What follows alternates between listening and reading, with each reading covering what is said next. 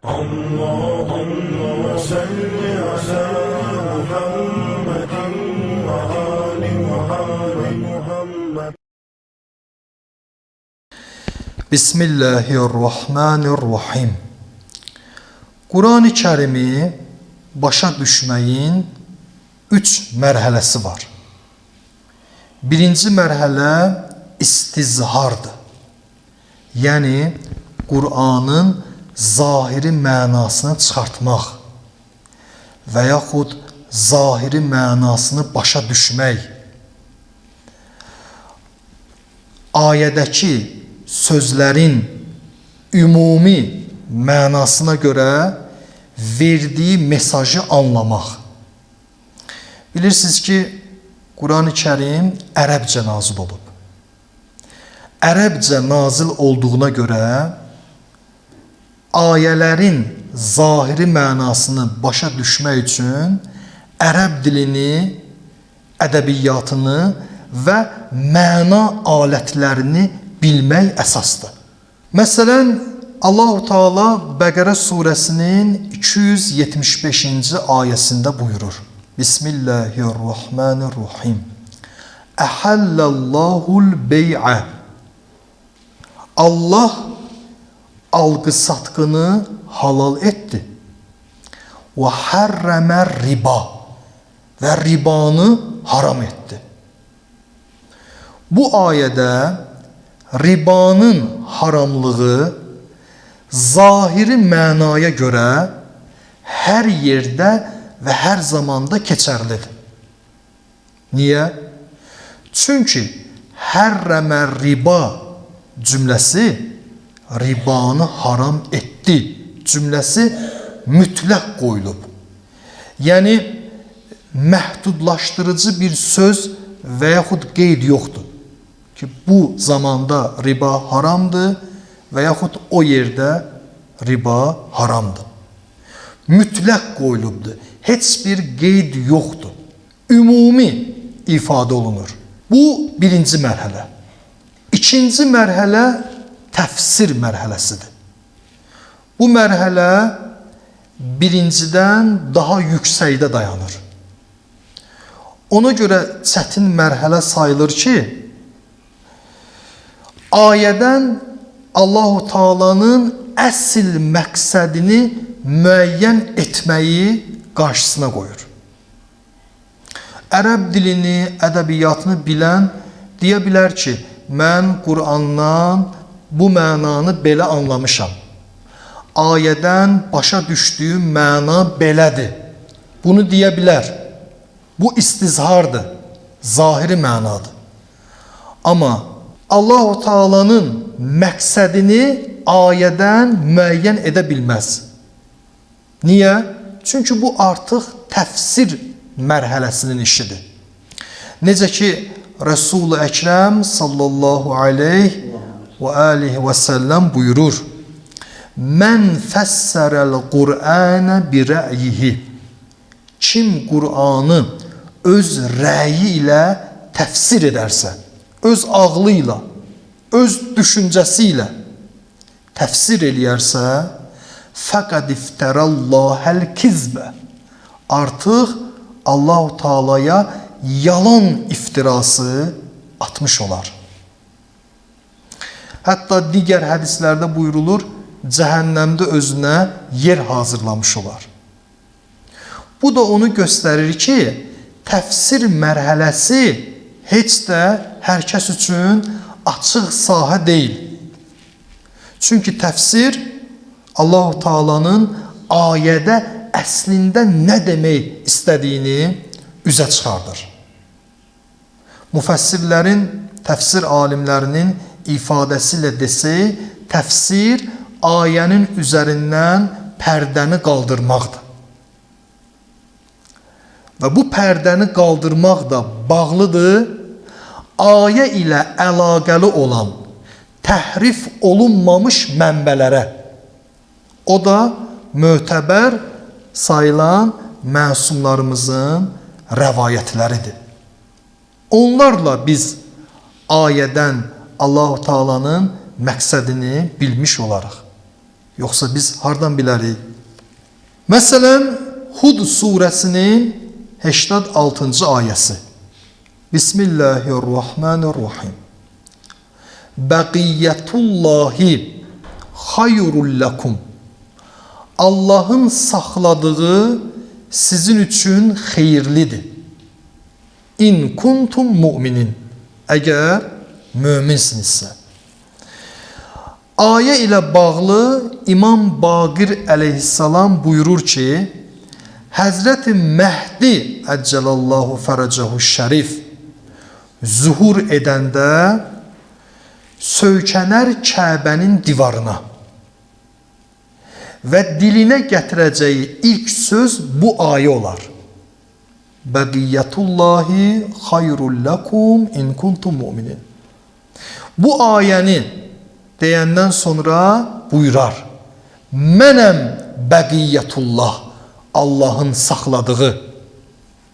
Mənəm sizin üzərinizdə Allahın təyin etdiyi xəlifə və höccət.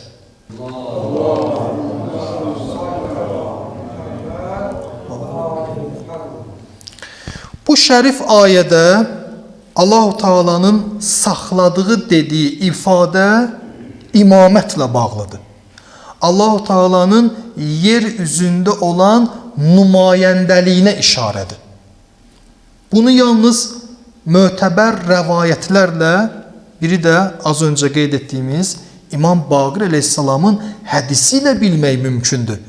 Yoxsa sən, mən hardan bilərik ki, Allah-u Teala saxladığı deyəndə nəzərdə İmam Məhdi əleyhissalamı tutur. Təfsir mərhələsi ancaq məsumlara aiddir. Yoxsa biz bunu necə bilərdik? Nə qədər kitab oxusan da bilməyəcəksən ki, Allahın saxladığı ayədə saxladığından məqsəd nədir və yaxud da kimdir? Üçüncü mərhələ təvil mərhələsidir. Təvil, sadə dillə desək, bir şeyi öz səbəbinə və yaxud qaynağına qaytarmaq. Məsələn, görürük ki, uşaq evdə çoxlu kitab oxumağa başlayır. Səbəbini araşdıranda görürük ki, ya valideynlərin təşviqidir və yaxud məktəbdə dərslər maraqlı keçir, ona görədir və yaxud dostlarının təsiridir. Hər hansı biridir. Aha, uşağın çoxlu kitab oxumağını qaytarırıq bu səbəblərdən birinə. Bu adlanır təvil prosesi. Həmçinin Quran-ı Kərimin də prinsipləri var. Quran-ı Kərimdə olan ayələri başa düşməkdən ötürü onun prinsiplərinə qaytarmaq adlanır təvil. Hardan deyirik Quran-ı Kərimin prinsipləri var?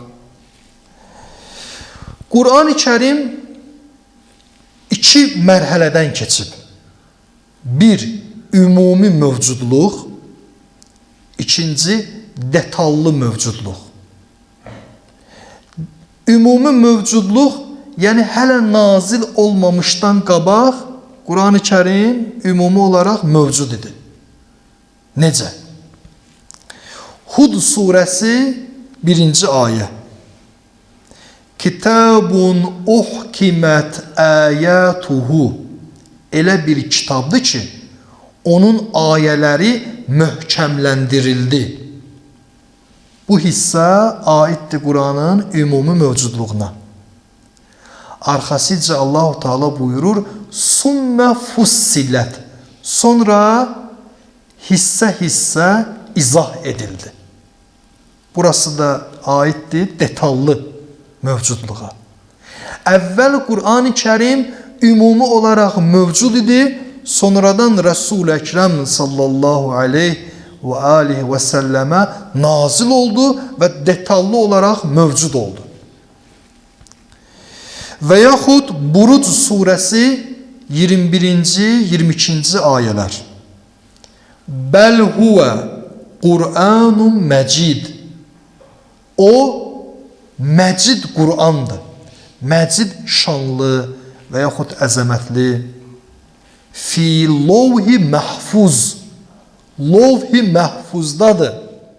Deməli, Qur'an hələ Rəsul-i Əkrəmə nazil olmamış, haradaydı? Lovhi məhfuzda. Lovhi məhfuzda ümumi olaraq mövcud idi. Və ya Vaqiə surəsinin 77-ci, 78-ci ayələri. İnnehu lequr'anun kerim. O Qur'an-ı Kərimdir. Fi kitabin məknun. Gizli kitabdadır. Kitab-ı məknunda, yəni gizli kitabdadır. Bu ayələr Qur'anın ümumi mövcudluğuna işarədir. Yəni Qur'an nazil olmadan əvvəl var idi, sonradan isə Rəsul-i Əkrəmin qəlbinə enərək ayə bə ayə və məzmunlar şəklində detallı formaya keçdi və detallı mövcudluğa qovuşdu. İsra surəsi 106-cı ayə. Və Qur'anən fərəqnəhu. Qur'anı biz ayırdıq. Niyə? Litəqrəəhu alən-nəsi muksin. İnsanlara aramla oxuyasan deyə. Və nəzzəlnəhu tənzilə. Və biz onu hissə-hissə nazil etdik. Bu ayə Qur'anın detallı mövcudluğuna işarədir. Əvvəlki ayələr isə ümumi mövcudluğuna işarədir. Aha, təvil məsələsi aydın olmağa başlayır. Hər bir ayəni başa düşmək üçün Qur'anı prinsiplərinə, yəni Lovh-i Məhfuzda, Kitab-ı Məknunda, Ummul Kitabdakı mövcud prinsiplərinə qaytarmaq lazımdır. Bu mərhələ də elə hər kəsin üzərinə açıq deyil. Sən hardan biləcəksən ki, Lovh-i Məhfuzda olan Qur'anda prinsip nə idi? Sən, mən hardan biləcəyik ki, Kitab-ı Məknunda, gizli kitabda, hansı ki hələ nazil olmayıb Rəsul-i Əkrəmə, gizli kitabda olan Qur'anın prinsipləri hansılardır? Nə qədər kitab oxusaq da, nə qədər bir insan elmin zirvələrini fəth eləsə də, yenə də bilə bilməz. Çünki o elm kəsbi elmdir. Ancaq Lovh-i Məhfuzda olan Qur'anın prinsiplərinə bələd olan şəxs ilahi elmə sahib olan şəxsdir. Bu da Rəsul-i Əkrəm sallallahu aleyhi və alihi başda olmaqla məsumlarımızdır. Təvil hər kəsə verilməyib. Seçilmiş bəndələr bilər. Allah-u Teala'nın elm əta etdiyi, elm verdiyi şəxslər bilər. Onlar da məsumlardır. Qur'an-ı Kərim nə buyurur? Bismillahirrahmanirrahim.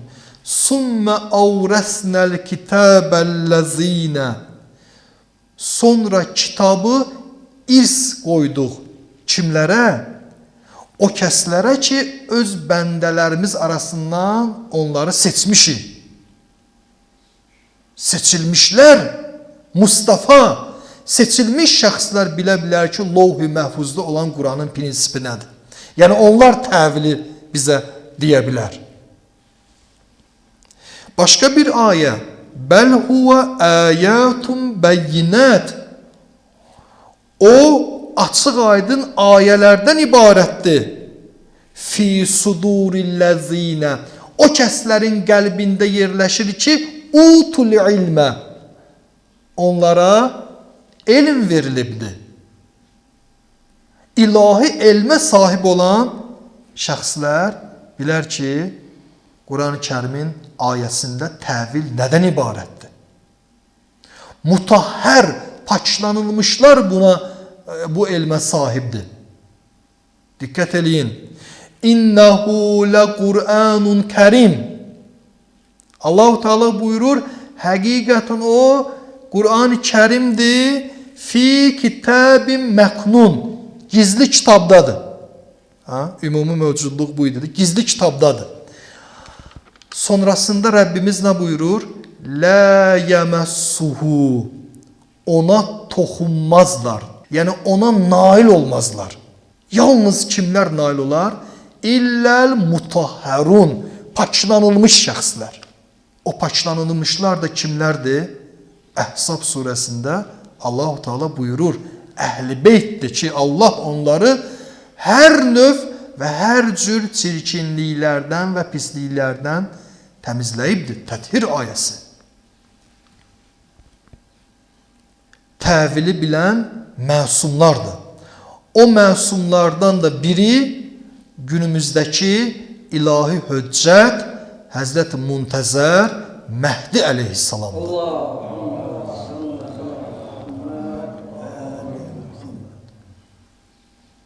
Onlar da anaları xanım Zəhradan təvil elmini irs alıblar. Xanım Fatımətu Zəhranın Mushaf-ı Fatimə kitabı, o kitab irs olaraq keçib imamlara və hal-hazırda da həmin kitab Həzrəti Məhdi əleyhissalamdadır və o kitabda Qur'anın təvili var. Ona görə İmam Həsən Əskəri əleyhissalam buyurur ki, anamız Fatimə bizə höccətdir. Yəni onun vasitəsilə biz Qur'anın təvilini bilirik. Onun vasitəsilə bizə Qur'anın təvili keçibdir. İmam Baqir əleyhissalam buyurur ki, İmam Məhdi niyə Məhdi adlanıb? Məhdi hərfi mənada hidayət edən. Məhdi niyə Məhdi adlanıb? Həzrəti İmam Baqir əleyhissalam buyurur, لِأَنَّهُ يَهْدِ ilə əmrin xəfi. Çünki o gizli bir işə və yaxud gizli bir şeyə tərəf yönəldir. Gizli bir məsələyə yönəldir. O gizli məsələlərdən də biri bizlər üçün Qur'anın təvilidir. Bu o deməkdir ki, Qur'anın təvili onun vasitəsilə ortaya çıxacaq. Allah-u Teala onun zuhuru ilə bu ümmətin çətinliklərini və giriftarçılıqlarını aradan qaldırsın. Onun zuhuru ilə bu ümmətin boşluqlarını doldursun. Onun zuhuru ilə yarıqlarımızı islah eyləsin.